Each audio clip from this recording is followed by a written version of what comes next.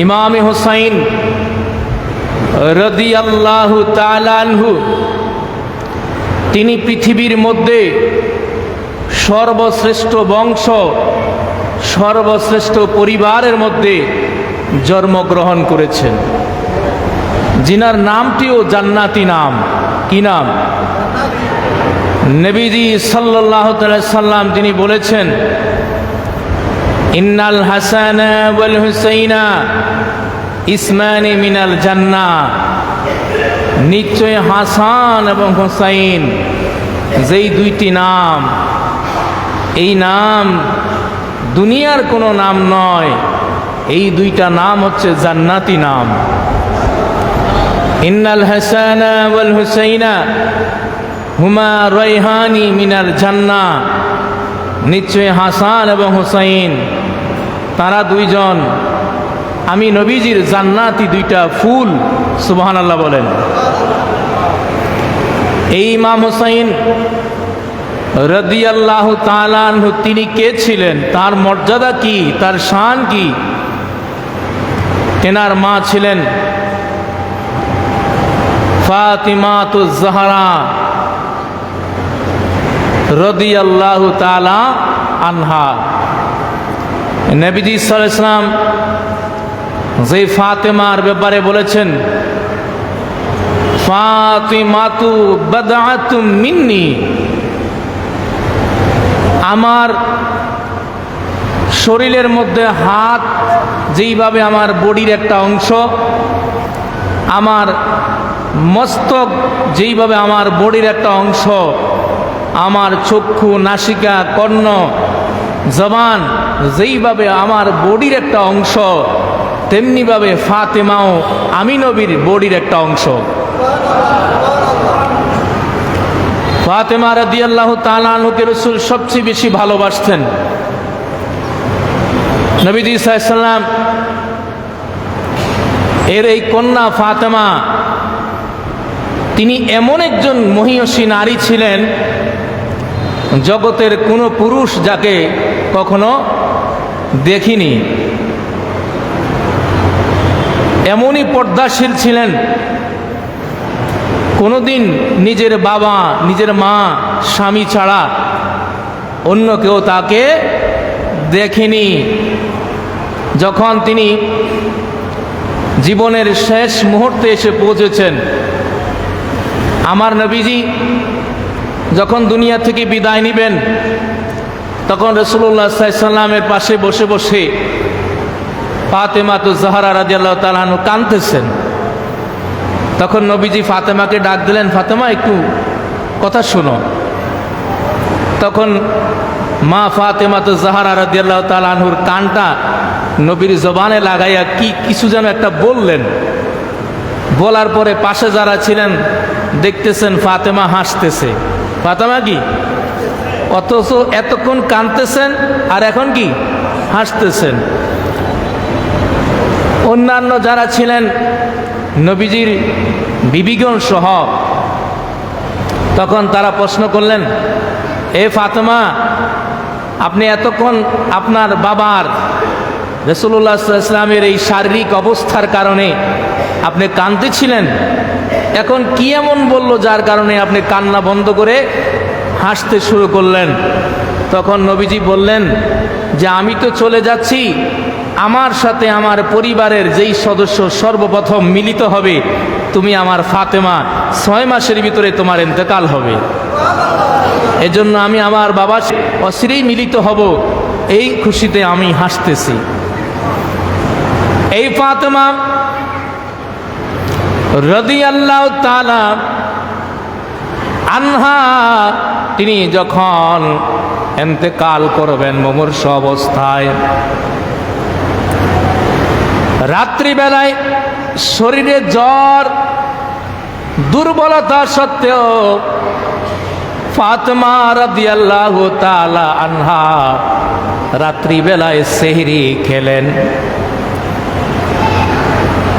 তার প্রাণের স্বামী আলী রাদিয়াল্লাহু তাআলা নিষেধ করলেন, নিষেধ করার পরেও তিনি সেহরি খেলেন। আলী রাদিয়াল্লাহু তাআলা বলেন, আমি সকালবেলায় দেখলাম ফাতেমা শুয়ে আছে। আমি ওযু করে মসজিদে চলে গেলাম জামাতের সহিত ফজরের নামাজ আদায় করার জন্য। যখনই ফজরের নামাজ আদায় করি ঘরের মধ্যে ফিরলাম, ঘরের মধ্যে ফিরে দেখতেছি ফাতেমা অসুস্থ শরীর নিয়া হাসান হুসাইনের অনেকগুলো কাপড় ভিজায়া রাখলেন ধোয়ার জন্য, অনেকগুলো আটার খামির করলেন রুটি বানানোর জন্য। আলী বললেন, ফাতেমা আপনি তো অসুস্থ, আপনি এতগুলো কাপড় কেন ভিজাইলেন, কেন এতগুলো আটার খামির করলেন? তখন ফাতেমা বললেন, প্রাণের স্বামী, আমি সেহরি খাওয়ার পরে যখন একটু বিশ্রাম করতে গেলাম, আমি আমার বাবা জানকে স্বপ্নে দেখলাম আল্লাহর নবী আমাকে ডাক দিয়ে বলতেছি, ফাতেমা রে, তুমি সেহরি খেয়েছো আলীর ঘরে, কিন্তু ইফতার করবে আমি বাবার সাথে জান্নাতে। আমি আজকে দুনিয়া থেকে বিদায় নিব গো স্বামী। আমি যদি মরে যাই আমার সন্তানের কাপড়গুলোকে ধুয়ে দিবে, আমি তো আমার সন্তানের কাপড়গুলো আর ধুইতে পারবো না, সুযোগ পাবো না। আমার সন্তানগুলোকে রুটি বানায়া দিবে, এজন্য শেষবারের মতো আমি কাপড়গুলা ধুয়ে দিচ্ছি, রুটি বানায়া দিচ্ছি। আপনার কাছে আমার ওসিয়ত, আপনার কাছে আমার দুইটা ওসিয়ত গো স্বামী। আপনার ঘরে অভাবে ছিলাম, কোনোদিন অভিযোগ করি নাই, আপনার সাথে আমি দুর্ব্যবহার করি নাই, বেপরদা চলি নাই, পরপুরুষের সামনে যাই নাই। আজকে শেষ বেলায় আপনার কাছে আমি দুইটা ওসিয়ত করে যাই, আমি যদি মরে যাই আমার এই সন্তানগুলাকে আপনি ভালো করে আদর যত্ন দিয়ে ভালোবাসা দিয়ে লালন পালন করবেন। দুই নাম্বার ওসিয়ত করে যাই, আমি যখন মরে যাব, আমি মরার পরে কোনো এলান করবেন না, কাউকে জানাইবেন না আমি ফাতেমা মারা গেছে, এই কথা কোনো সাহাবায়ে কেরামকে আপনি শুনাইবেন না। আলী বললেন, কেন? তুমি নবীর কন্যা, তোমার কথা শুনে সমস্ত সাহাবায়ে কেরাম জানাজার মধ্যে আসবে, আমি না জানাইলে তারা অভিযোগ করবে, কেন জানাইলাম না, কেন জানাবো না? ফাতেমা তোমার এই শেষ মুহূর্তের ওসিয়ত তো আমি রাখতে হবে, কি জন্য তুমি বলেছো আমাকে কথাটা খুলে বলো। ফাতেমা বললেন, স্বামী দুনিয়ার মধ্যে যতদিন ছিলাম আপনার নির্দেশের বাহিরে আমি কোনো কাজ করি নাই, আপনার অনুমতি ছাড়া ঘর থেকে বাইর হই নাই, বেগানা কোনো পুরুষের সামনে যাই নাই। নবীর কোনো সাহাবী বলতে পারবে না আমি ফাতেমা কতটুকু লম্বা, আমার শরীরের বডি কতটুকু, কোনো সাহাবী বলতে পারবে না। স্বামী গো, আমি যখন মারা যাব, আমার মারা যাওয়ার পরে আপনি যখন কাপন পরাইয়া, মানুষকে যখন কাপন পরায় তখন শরীরের বডির সাথে মিলাইয়া তখন সুতা দিয়ে বেঁধে নেওয়া হয়। আমাকে কাপন পরাইয়া যখন জানাজার জন্য সাহাবায়ে কেরামের সামনে রাখবেন, তখন সাহাবীরা আমাকে কোনোদিন দেখে নাই, আমার লাশটা যখন খাটের উপরে দেখবে, আমার বডির দিকে নজর আসবে, তখন তারা কাপনের ওপর থেকে তারা বুঝতে পারবে আমি ফাতেমা কতটুকু লম্বা ছিলাম, আমার বডি কেমন ছিল। মৃত্যুর পরেও আমার যেন পর্দা নষ্ট না হয়, মৃত্যুর পরে যেন কেউ আমাকে না দেখে, এজন্য কাউকে না জানাই আপনি আমাকে দাফন করে দিবে। আমার নবী বলছেন, আমার ফাতেমা এত পর্দাশীল, দুনিয়ার মধ্যে তো কেউ দেখে নাই। হাসরের ময়দানে যখন ফাতেমাকে কবর থেকে উঠানো হবে, তখন আল্লাহ ডাক দিয়ে বলবে, হাসরবাসীরা সবাই তোমাদের দৃষ্টিকে নিচু করো, সবাই দৃষ্টিকে নিচু করো, আমার বন্ধুর কন্যা, আমার নবীর কন্যা ফাতেমা কবর থেকে উঠে হাসরের ময়দানে আসতেছে, সবাই তোমাদের দৃষ্টিকে নিচু করে দাও। সুবহানাল্লাহ। আজকাল আমাদের দেশে ফাতেমার অভাব আছে? বেপরদায় এমন উলঙ্গপনা, এমন বেপরদায় চলাফেরা করে, ওই নামের যে একটা ইজ্জত সেটাও তারা চিন্তা করে না। তো ইমাম হুসাইন কে ছিলেন? যার মা এমন ছিলেন। নবীজি বলেন না ফাতিমাতা সাইয়্যিদাতুন নিসাই আহলিল জান্নাহ। এই কারণে স্বামীর খেদমত, পর্দা এবং আল্লাহর বিধানকে পালন করার কারণে জান্নাতি যত নারী হবে সকল নারীদের সরদারিনী হবে আমার কন্যা ফাতেমা। এটা ওয়ারিস সূত্রে নয়, তার যোগ্যতার কারণে তিনি এই মর্যাদা পেয়েছেন, ঠিক কি না? ইমাম হুসাইন তার বাবা কে ছিলেন? হযরত আলী রাদিয়াল্লাহু তাআলা আনহুর বাবা ছিলেন হযরতে আবু তালিব, নবীর চাচা। নবীর কি? নবীর চাচা আবু তালিব ছিলেন হযরত আলীর বাবা। নবীর চাচাতো ভাই ছিলেন হযরতে আলী। এই আলী রাদিয়াল্লাহু তাআলা আনহু যখন জন্মগ্রহণ করবেন, তার জন্মটা হয়েছে পৃথিবীর মধ্যে একমাত্র একটাই সন্তান, যার জন্মটা হয়েছে কাবা শরীফের ভিতরে। কিসের ভিতরে? যার জন্মটাই হয়েছে কাবার ভিতরে। জন্ম হয়েছে কাবা, আল্লাহর ঘরে, শহীদ হয়েছেন আল্লাহর ঘরে। মসজিদের মধ্যে তাকে শাহাদাত করা হয়েছিল। তো তিনি এসেছেন দুনিয়াতে আল্লাহর ঘর, বিদায় নিয়েছেন সেখানেও আল্লাহর ঘর, ঠিক কি না? আলী রাদিয়াল্লাহু তাআলা আনহু, আমার নবী বলেন না মদিনাতুল ইলমি ওয়া আলিউন বাবুহা।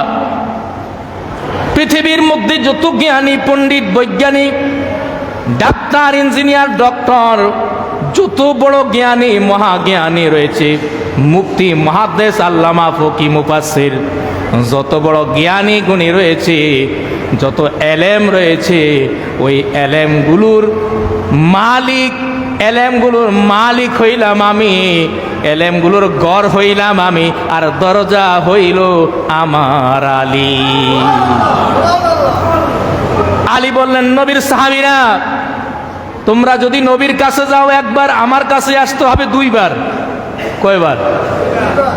সাহাবায়ে কেরাম নবীর কাছে যায়, নালিশ দিল, ইয়া রাসূলুল্লাহ, ইয়া হাবিবাল্লাহ, আলী বলতেছে আপনার কাছে যদি একবার আসি, আলীর কাছে নাকি দুইবার যাইতে হবে। কথাটা বুঝলাম না, আমরা কেন আলীর কাছে দুইবার যাব? আপনি এটার বিচার করেন। আমার নবী আলীকে ডাক দিলেন, আলী রে, তুমি কি বলছো নাকি আমার কাছে একবার আসলে তোমার কাছে দুইবার যাইতে হবে? আলী বললেন, না না ইয়া রাসূলুল্লাহ, কথাটা তো আমার না, কথাটা আপনার। সুবহানাল্লাহ কোন না? কেমনি আমার? ইয়া রাসূলুল্লাহ, আপনি তো বলছেন আনা মদিনাতুল ইলমি ও আলিউন বাবুহা, আমি এলেমের শহর, আলী হইল দরজা। আলী কি?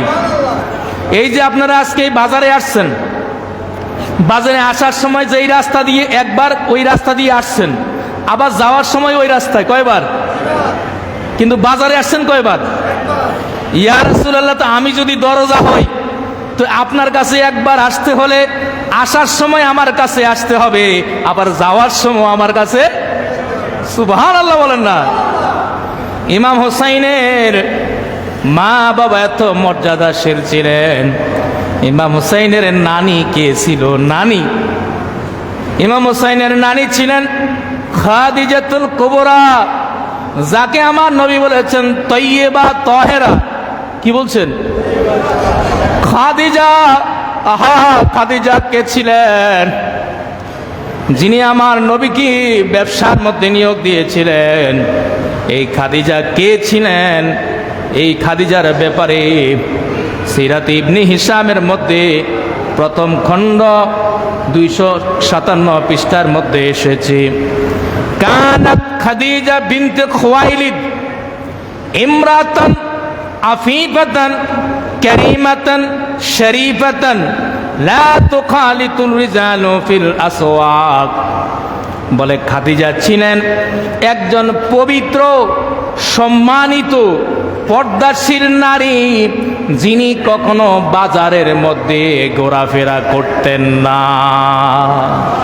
বাজারে, অথচ ওই সময়ের যখন আমার নবীকে ব্যবসার মধ্যে দিয়েছিলেন, ওই সময়ের সবচেয়ে ধনাঢ্য বড় ব্যবসায়ী ছিল খাদিজা। কে ছিল? তিনি কি নিজে ব্যবসা করতেন? সিরাত ইবনে সাদ আত-তাবকাতুল কুবরার মধ্যে 8ম খণ্ডে আসছে, কানাত তাস্তাজিরুর রিজালু লিতিজারাতি ওয়ালা তাখরুজু বিনাফসিহা। খাদিজাতুল কুবরা তিনি কখনো কোনো পুরুষের সামনে যাইতেন না, ব্যবসা করতেন না, মানুষ দিয়া লোক দিয়া তিনি ব্যবসা করাইতেন। এত পর্দাশীল ছিলেন খাদিজাতুল কুবরা রাদিয়াল্লাহু তাআলা আনহা। এজন্য আমার নবী খাদিজার ব্যাপারে বলেছেন, খাদিজা হলো তয়্যিবা, পবিত্র, তহেরা, পবিত্র, খাদিজা পবিত্র। জোরে কন্যা সুবহানাল্লাহ। আমার নবী যখন 40 বছর বয়সে গারে হেরার মধ্যে দেনমগ্ন ছিলেন, চারিদিকে নজর করতেন, এত সুন্দর চন্দ্র, সূর্য সকালে উদিত হয় পূর্ব দিকে, পশ্চিম দিকে অস্ত যায়, এত সুন্দর পৃথিবী কে সৃষ্টি করেছেন? আমার নবী হেরা গুহায় বসে বসে আল্লাহর ধ্যানে মগ্ন থাকতেন। আর ওই হেরা গুহায় যারা হাজী সাহেব ছিলেন, উঠা কি খুব সহজ নাকি? হাজী সাহেবরা হেরা গুহায় যারা হজে গেছেন, হেরা গুহায় উঠাটা অনেক কষ্ট না? পাহাড় পাথর বেয়ে বেয়ে ওই হেরা গুহার মধ্যে যেতে হয়। আমার নবী ওই গুহার মধ্যে ধ্যানমগ্ন ছিলেন। আম্মাজান খাদিজাতুল কুবরা দৈনিক 2 বার খাবার নিয়ে ওই গুহায় যাইতেন, একবার যাইতেন আবার আসতেন, আবার যাইতেন আবার আসতেন, 4 বার ওই হেরা গুহার মধ্যে খাদিজাতুল কুবরা আপ ডাউন করতেন।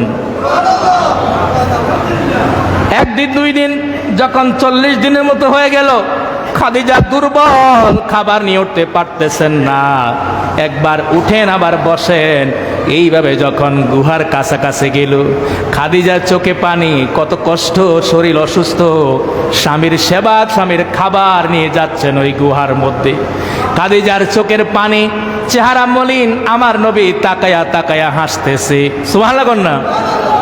খাদিজা বলে, স্বামী, ইয়া রাসূলুল্লাহ, আমার কষ্ট লাগতেছে, আমি অসুস্থ শরীর নিয়ে আপনার জন্য খাবার নিয়ে আসছি, আর আপনি হাসতেছেন, কিছু বুঝলাম না, কেন হাসতেছেন? আমার নবী ডাক দিয়ে বলে, খাদিজা রে, আমি তোমার এই শরীরের অবস্থা দেখে হাসতেছি না, আমি হাসতে পারি না। হাসছি কেন জানো? তুমি যখন এই অসুস্থ শরীর নিয়াও আমার জন্য খাবার নিয়া এই গুহার মধ্যে আসতেছো, আমার আল্লাহ জিবরাইল পাঠাইয়া, আমার আল্লাহ জিবরাইলের মাধ্যমে তোমাকে সালাম জানাইছি। খাদিজাকে সালাম দিছে কে? ইমাম হোসাইনের নানি ছিল এই খাদিজাতুল কুবরা।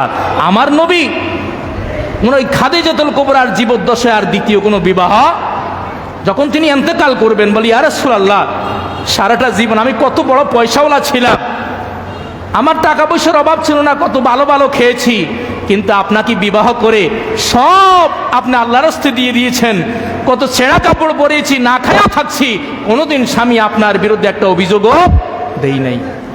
তো শেষ বেলায় আপনার কাছে একটা ওসিয়ত, আমি যদি মরে যাই, আপনার একটা জুব্বা, পুরাতন জুব্বা আমি ধুয়ে রেখে দিয়েছি, আমার কাফনের কাপড়টা আপনার ওই জুব্বাটা দিয়েন। রাসূল বললেন, খাদিজা বলো কি? তোমাকে যদি আমি এই জুব্বা দিয়ে কাফন দেই, আমার সাহাবীরা কি বলবে? যে আমি খুব কঠিন হৃদয়ের মানুষ, যেই খাদিজা তার সব সম্পদ আমার কদমে কোরবান করে দিয়েছে দ্বীন ইসলামের জন্য, সেই খাদিজাকে পুরান জুব্বা দিয়ে আমি দাপন দিয়েছি, কাপন দিয়েছি, এটা আমি পারবো না, এটা আমি সহ্য করব না। তখন খাদিজা বলে, স্বামী গো, কেন বলেছি একটু শুনেন না। আমি খাদিজা যদি আরামায়েশ ভোগ বিলাসের কোনো আমার চাহিদা থাকতো, আমি আপনাকে বিবাহ করতাম না, আমার সম্পদ নিয়ে আজীবন পায়ের উপর পা রেখে আলিশান জীবন যাপন আমি করতে পারতাম। তারপর আপনার জন্য আমি সব শেষ করে দিয়েছি, আপনাকে অনেক ভালোবেসেছি, যখন কেউ আপনার পাশে ছিল না আমি খাদিজা ছিলাম। আমি খাদিজার শেষ একটা ইচ্ছা হলো, আমি যখন মাটিতে দাপন হব, যখন আপনাকে আমাকে কবর রাখবেন, সারা জীবন আমি আপনার সাথে ছিলাম, কবরে আপনার সাথে যদিও নাও থাকতে পারি, অন্তত পক্ষে আপনার এই জুব্বাটা যখন আমার গায়ে থাকবে কবরের মধ্যে, আমি মনে করব আমার নবী কবরে আমার সাথে আছেন। সুবহানাল্লাহ। সেই খাদিজাতুল কুবরা, আমাদের দেশের কত খাদিজা স্বামীর সাথে এমন আচরণ করে, একজন স্বামীর জীবনটাকে জাহান্নামের টুকরা বানায়া দেয়, ঠিক কিনা? এই খাদিজা ছিলেন ইমাম হুসাইনের নানি। আর নানার কথা কি বলবেন, আহা, নানার কথা কি বলবেন, যিনি সাইয়্যিদুল কাউনাইনি ওয়াস সাকালাইন, ইমামুল কিবলাতাইন, ইমামুল আম্বিয়ায়ে ওয়াল মুরসালিন। লাউলা খালাকতুহু মা খালাকতুল জান্নাতা ওয়ান নার, মা খালাকতুস সামাওয়াতি ওয়াল আরদে, মা খালাকতুল আফলাক। আল্লাহ তো কিছুই বানাইতো না যদি ইমাম হোসাইনের নানাজান না হইতেন, ঠিক কি না? আল্লাহ বলছেন সূরা আদ-দুহার মধ্যে, ওয়ালা সাউফা ইউতিকা রাব্বুকা ফাতারদা।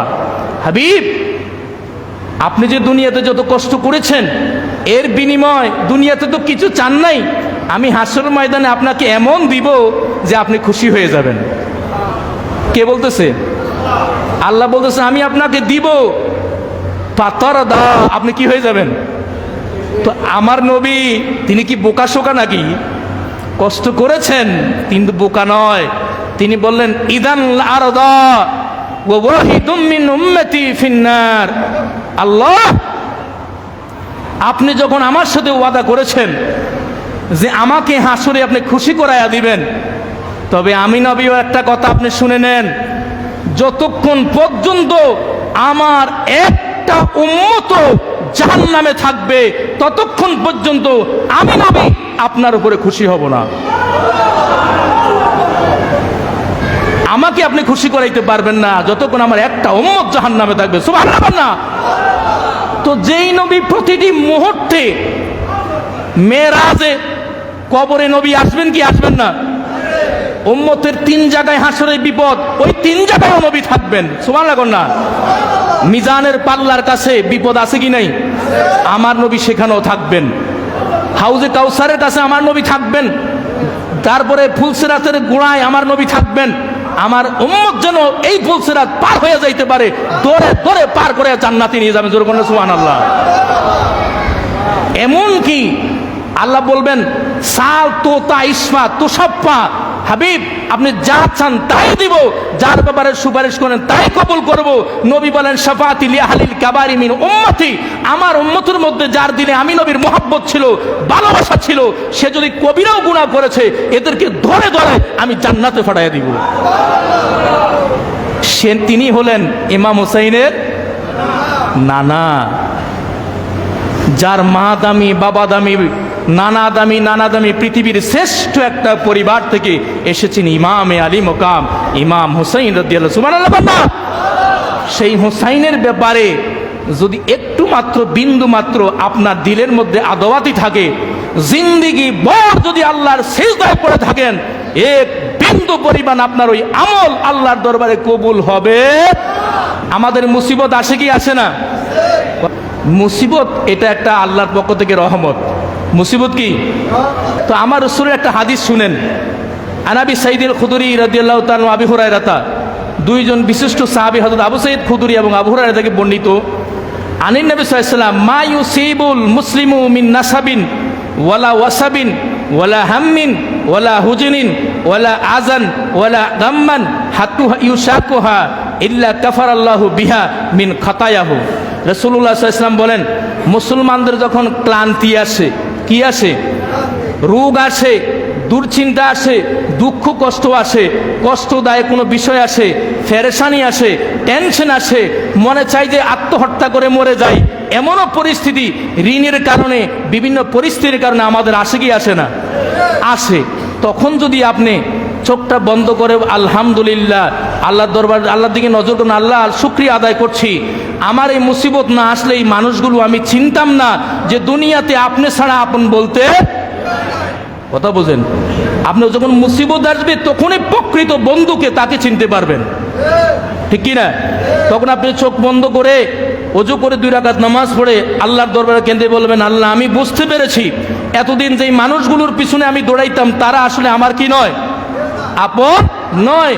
আল্লাহ আমাকে যে জন্য পরীক্ষা দিয়েছো আমি বুঝতে পেরেছি আমি যেন তোমার কাছে ফিরে আসি, আমি তোমার কাছে ফিরে আসলাম, তওবা করলাম, দুনিয়ার পিছনে আর দৌড়াবো না, আমাকে মাফ করে দাও, আমার এই অসুস্থতার নিয়ামত আমি ভোগ করতে চাই, এর বিনিময়ে আমার গুনাহগুলো মাফ করে দাও।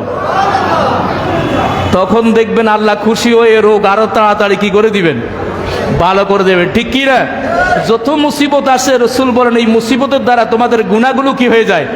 জ্বর আসুক, সর্দি আসুক, ঠান্ডা আসুক, যত মুসিবত আসবে ওই মুসিবত দ্বারা কি হয়? গুনাহ মাফ হয়। এজন্য মুসিবত আসলেও বলবেন আলহামদুলিল্লাহ, সুখী থাকলেও বলবেন কি আলহামদুলিল্লাহ। রাজি আছেননি? না কইবে না আরে আল্লাহ শুধু আরেনি দেখছে আর হেইতে নামাজ হয় না, রোজা না, এটার কোনো অসুখ নেই, এটা নি কইবেন। সর্বাবস্থায় কি ঠিক কি না? আল্লাহ পাক কবুল করুন, আমিন।